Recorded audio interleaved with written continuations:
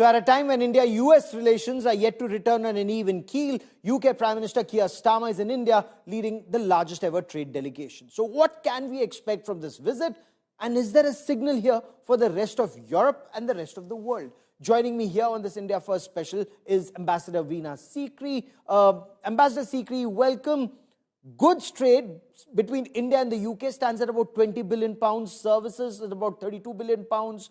What are specific areas you believe where the relationship can now take off, and can it help counter the impact of the US tariffs in the near future?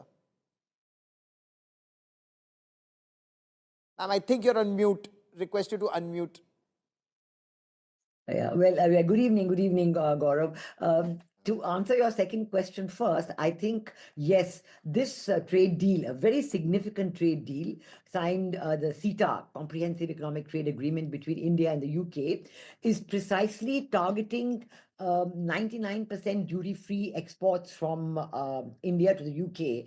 And they're going to cover precisely those same areas of gems and jewelry, shoes, carpets, and so on that have been affected in the exports to the USA. So there is a big scope to, redirect the exports from USA to UK. We also know that the President Putin of Russia has also offered to take a lot of goods. So I think this is important. But overall, this, as Prime Minister Keir Starmer himself emphasized, this is the largest trade deal, economic and trade agreement that UK has entered into after leaving the EU. After Brexit, this is their largest deal. So obviously, this is a significant indication of where the UK is looking for its future growth and prosperity. They are looking at creating jobs in the UK for their people through this very important economic and trade agreement.